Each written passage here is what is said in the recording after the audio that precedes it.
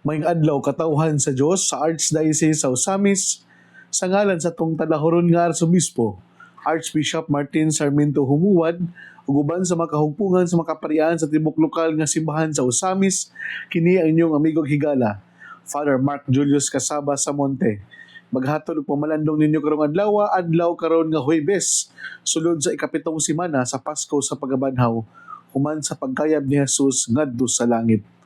Mga igsuon, ang ebanghelyo na itong pagabasahon o pamalandungan karon atong pagakutluon sa ebanghelyo sumala ni San Juan. Si Jesus miyahat sa langit ug miingon, wala ako magampo alang lamang kanila kundili alang usab niadtong mutuo kanako. Tungod sa ilang mensahe nagampo ako nga mausa unta sila.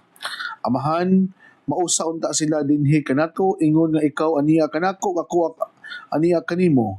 Karon motuo ang kalibutan nga ikaw mao'y nagpadala kanako. Gihatagan ko sila sa samang dungog nga imong gihatag kanako aron sila mausa ingon nga ikaw ug ako usara. Ako aniya kanila ug ikaw aniya kanako aron sila mausa pagayod ug sa ingon masayod ang kalibutan nga ikaw nagpadala kanako nga nahigugma ka kanila ingon ikaw nahigugma kanako. Amahan gihatag mo sila kanako ug buot ko nga bisan asa ako atua usab sila aron makakita sila sa akong himaya ang himaya nga imong gihatag kanako kay nahigugma ka man kanako bisan sa wala pa buhata ang kalibutan. Amahan nga matarong ang kalibutan wala makaila kanimo apan nakaila ako kanimo ug kini sila nasayod nga ikaw ang nagpadala kanako. Gipaila ko ikaw kanila og kini ang akong padayunon pagbuhat aron mabatunan usab nila ang imong gugma alang kanako ug magpuyo usab ako diha kanila. Ang ebanghelyo sa Ginoo. Daygon ikaw Kristo. Mga igsoon gyud ni Kristo, maayong adlaw kanatong tanan. Tuguton niyo ako sa paghatag sa kuang mga greetings o pagtimbaya sa atong mga kaigsoonang kaparian nga nagsaulog silahang birthday. Happy birthday Reverend Father Danilo Rodinas, na parochial vicar diha sa Holy Rosary Parish, Oroqueta City. O sa ato ang mga igsoong kaparian usab nga nagsaulog silahang priestly ordination anniversary karong adlaw. Sila Reverend Father Rogelio Taguran, Cura Paroko sa Arrede of Carmel, Baliangaw, o si Reverend Father Jesse Langgam nga naa diha karon sa Loyola School of Theology sa Manila na nagpahigayon sa iyahang ongoing study karon diha sa LSD mga igsoon. So, atong yampo nga itong mga igsoong kaparian nga nagsaulog silang birthdays and priestly ordination anniversaries. Mga igsoon, ug mausab atong gisaulog ang anniversary ni Father Gestoni Gonzaga, no? So, once again, joyful and blessed happy anniversary Father Gestoni Gonzaga. O ako ang balikon, ang ako ang pagtimbaya usab o pag-welcome sa ato ang bagong Cura Paroko na si Father Jerry Tautuan na ato ang install diha ugma no sa Don Victoriano or Lady of Lourdes Parish sa Don Victoriano. So mga taga Don Vic, so mga kasilinganang mga parokya, mga parokyano sa Don Victoriano, ato ang suportahan ng ato ang Cura Paroko na usa ka diyosesano, usa ka Pinoy, usa ka igsuon nato na bisan pa man sa iyang pagkabatanon, muhatag kita og mainitong pagsuporta kaniya nga atong ipakita nga kung unsa ka mainito natong pagsuporta kaniya ina usab ng ato ang pag-ila o inana apon sa kalawo mato ang pagtuo sa Ginoo na isip iyang pinadala diha sa ato ang parokya sa Don Victoriano. So si Father Jerry gidihugan gipili sa Ginoo aron mahirong pari o giasahin diha sa Don Victoriano o akong gidasig usab ang mga parokyano sa Don Victoriano na iyong mahalon o ampingan o inyuhang tagaan o pag-amuma ang inyuhang bag-ong kuraparoko na si Father Jerry Tautuan. Mga igsoon ko ni Kristo, ining bulan sa Mayo, kita usab daghan kitag mga preparasyon usab no sa atong forthcoming na mga CBCP plenary sa panagtapok sa mga kaobispuhan sa tibuok Pilipinas. So iampo ninyo ang ato ang preparasyon, labi na ang ato ang katedral, ang mga lugar nga adiin asa i-held ang mga occasion sa panagtapok sa itong mga kaobispuhan. So mauna nga kami pong mga pari diri sa katedral na busy pong kayo no, naghan kitag mga gipangbuhat busa mga katawahan sa Dios, paghatag usabon mo og ganang gamay konsiderasyon kung ano na po yung mga delayed response sa inyong mga requests. Labi na diya sa dihog no, kay kani ato ang paghatag og panahon sa dihog, labi na diya sa Mars MC, Medina Hospital o sa Faith Hospital, usahay kana bitawng dili day nato matagaan og immediate response kung kini usa ka kanang request nga dinalian or late night no, usahay mao na nga. Pero with our humble and limited capacity, by all means maningkamot man pud ta nga matugunan ang maong pangailangan sa katawhan. Pero mao lagi na usahay, napud tay mga limitasyon nga ang inyong mga kaparian ninyo, napod may gitawag na to og day off. For example, dire sa katedral ang adlaw nga day off is importante pud na to hatag po daw ganang space and second space and time sa pare para siyang me time na dili po siya ma-burn out sa iyahang pagpangalagad, kay naman po siya kaugalingong oras po para sa iyang kaugalingon. So ako nang isa-isa yung mga igsuon kay aron po ang mga tao po na ato mga katawhan na ato pong respetaran ang day off sa ato ang mga kaparian, kay importante mo po niya siya sa iyang pagpangalagad.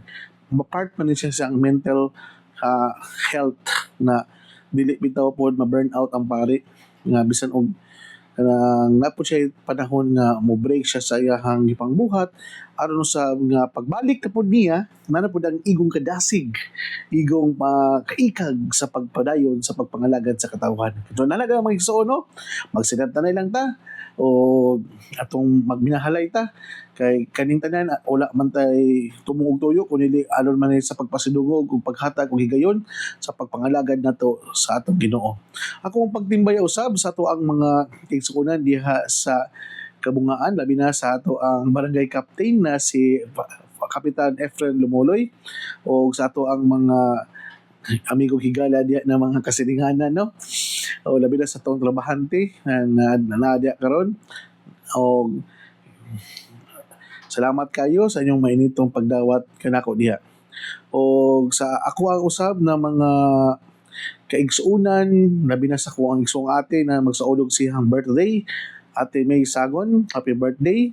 O sa ako ang mga kaila o mga higala nga kanunay nang naghatag silang suporta pagmahal diya sa San Mateo Rizal, sa Cainta Rizal o diya sa especially ni Sabado and Kanig family, Tita Barrera and family, and o ni Ate Jojo o ni Kuya o sa ato ang higala usab na si Ate Laila Del Mundo o sa iyahang mga kauban nga kanunay nag-abag kanato sa ato ang pagpangalaga diha sa pulpito sa kahanginan ang DXDD.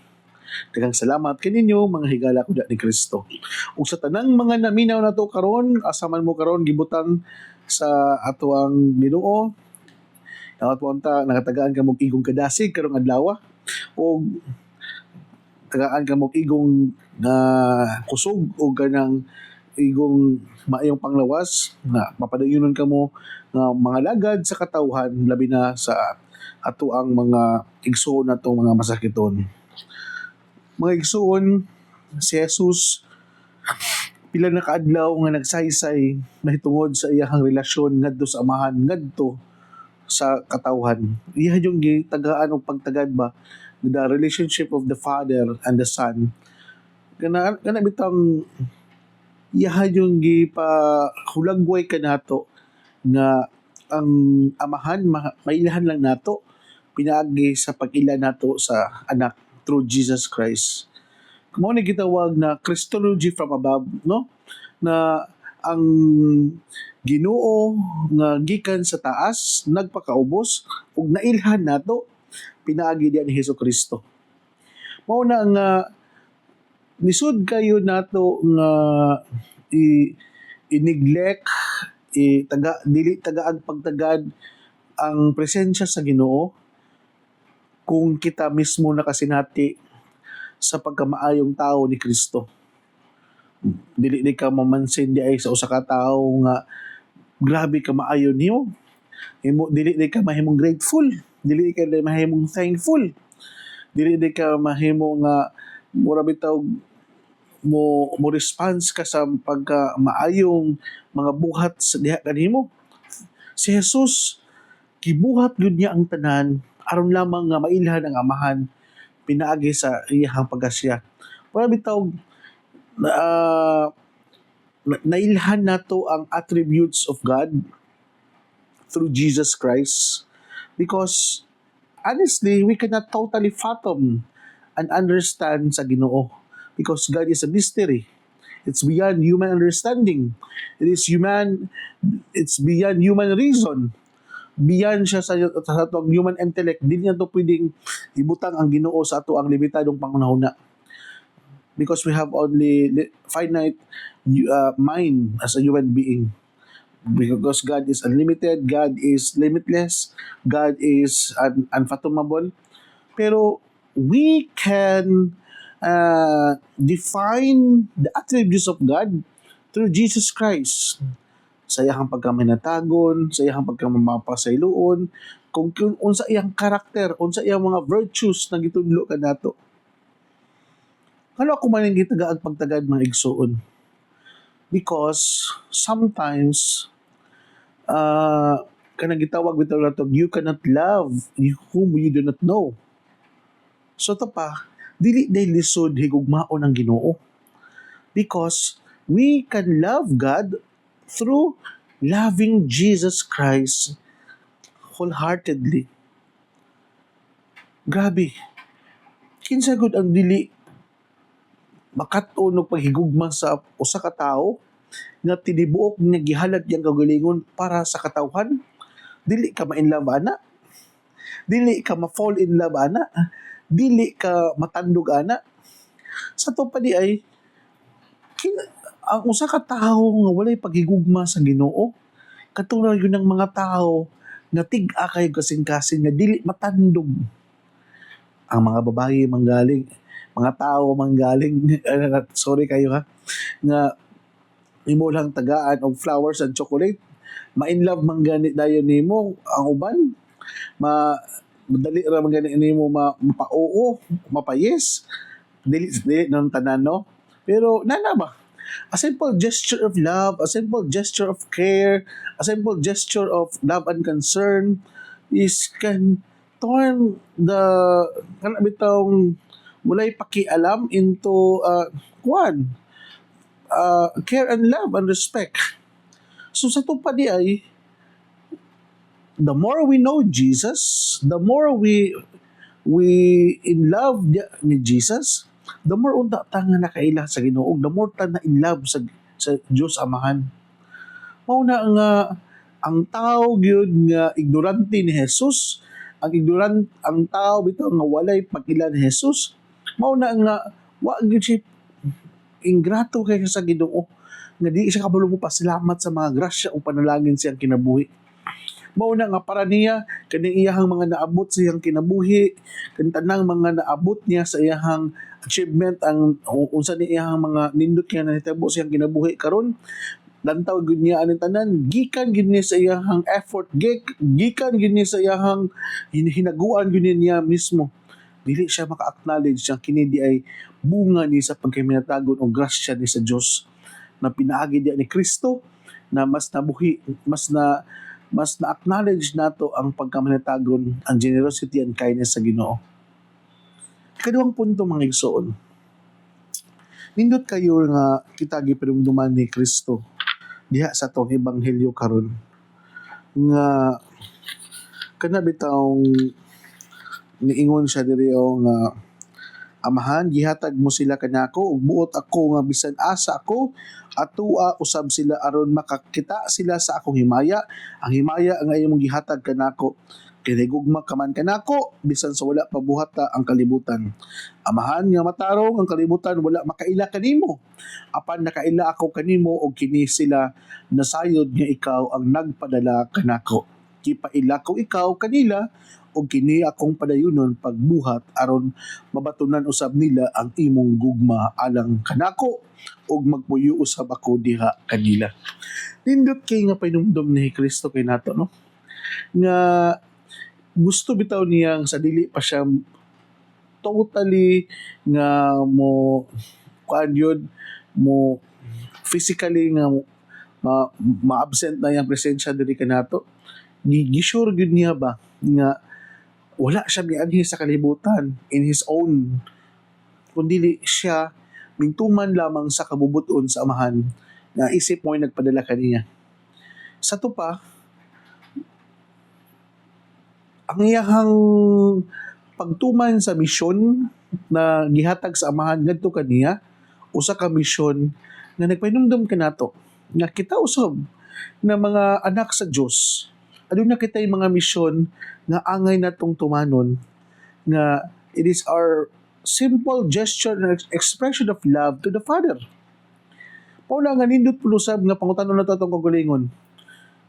Unsa po na imong simple nga pamaagi nga ipadayag nimo ang imong gugma ngadto sa Amahan?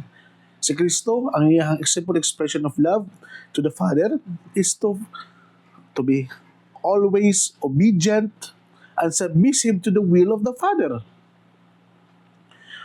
O kana dili binatiaw nga expression of love, kana bitong submissive ka dayon mo palandong ka kanunay sa kabubuton sa Amahan, bisan pa maglisod, bisan pa magpait, bisan pa mag-usakay, di nato masabtan ang maong misyon kay nganuman it is always kana bitong selfless nga sugo. Dili bitaw ingon nga kana bitong self gikitera niya iyang kaugalingon nga gusto, kundi ang mission be ang gipabuhat sa Amahan ngadto kang Hesus, dili biya ingon na kana bitong para lang sa kaugalingon, kundi biya selfless, always a selfless act, sacrificial act of love, which is not that easy. Kay kitang mga tao, if possible, tanang mga buhat nato, it boils down nga unsa po'y maato ba? Unsa may ako makuha ani kung tumanon ako ni? Unsa may akong makuha ani kung ako ni siyang buhaton? Nindot ba na siya nga punto ba ang mga pamalandungan nato mga igsuon ay. Kaysa kinabuhi manggod, kana bitawng bubuhat ta og mga nindot. Kana bitawng dili ta magunahuna kung unsa man ang ato ang ma-returnan sa tuwa. Sama ni Jesus, igo lang niya gibuhat gyud kung unsa ang giingon sa Amahan, kay kabalo siya nga ang plano sa Amahan na gusto ipabuhat ngadto kaniya gana bitang usaman ka buhat nga halangdon nga mao'y makahatag og kaluwasan para sa tanan. Ako siguro sa akong pagkapari, no, for almost 5 years ako magsaulog mo sa kuang anniversary, so Jimana didot po niya ko nga ako ni ibalik sa akong gulingon sa akong pagkapari. Naaba ko yung mga buhat nga ning himo ko mga buhat nga marami taong gibuhat na ko ni not because na ako'y nag-gain ani, kundi gibuhat na ko ni tungod kay nagpari ko, tungod kay mao'y ang nabubuton sa Amahan kano iya kong gigrasyahan o gibutang ani nga estado sa kinabuhi. Mao na nga mabitaw na kanang mga dihog, pag-ampo, o pag-adto sa mga masakiton para nako. Kung naalang pauntay laing pwede makabuhat anang pagdihog, katura man yung gipangordinahan, katura man yung mga pari. So ito pa di ay isip yang usa sa iyang mga pinili, makaingon ko sa kong lingon nga buhaton ako ni kay mao man ni ang misyon sa usa ka pari nga buhaton ang pag-ampo o pagdihog sa mga masakiton bisan pa mag-usahay nga nang naa kay mga personal nimo nga gusto o personal nimo na mga schedule, pero you need to sacrifice. Pero mao lagi na po na we need to strike the balance kay nabot tay mga limitasyon isip katawahan, isip mga sulugoon sa Ginoo. So, hinaot pa unta na sa ato ang pagpadayon nato sa pagpangalagad diha sa Ginoo, kung unsa man tong mga buhat nga makaingon ta nga kita sinugo yun sa Ginoo kasama ni Kristo. Kini mo atong expression of love ngadto sa amahan. Kaning tanan mga sa pag-antos ug sakripisyo nato mo kanitong expression kung unsa nato kahugot ato ang pagtuo pagmahal sa langit ng amahan, ina na pud usab ka kana bitawng kay smooth ang ato ang pagpangalagad ngadto sa katawhan kung unsa pud ang ato ang pagmahal sa amahan, inana pud usab ang dako atong pagmahal sa katawhan sa Dios. So, ako ang pagtimbaya sa tanan natong mga kaigsuonan na trabaho karon diha sa Mars MC. Ato ang Medical Chief Dr. Jen Orbistondo, Ate Malky Bayawag, o ato ang mga nurses, ato ang mga doctors, ang ato ang mga maintenance, mga security guard, ang ato ang mga midtech, ato ang mga igsuon diya na nasa laboratory, sa x-ray, sa MRI, mga dentist, mga naa diha sa outpatient department, sa finance department, ug sa tanan natong mga igsuon nga na nagtrabaho o nagbudlay sa pagpangalagad sa ato ang sa dietary, no? O ng mga tanang nagbudlay sa pagpangalagad sa atong mga isong masakiton, mapadayon unta kita nga mopadayag sa tong gugma ngadto sa amahan pinagi sa ato ang selfless nga pagpangalagad, pinaagi nato mga igsoong masakiton nga wala gyud sila ikabayad kinato kundi ang ato ang kusog kadasig sa pagpangalagad nga walay pagduwa-duha nga bitong we are willing to love and to serve the Lord with undivided heart. Dako na kay na siya katabang nga mapaila na to ang Ginoo pinaagi sa to ang pagpangalagad ngadto kanila. Kaya makaingon sila nga naagi Ginoo kay tungod naa may kanang kita man ang bag-ong kuan visible sign of presence ngadto sa uban like Jesus Christ. So mga igsoon din lang kukutob.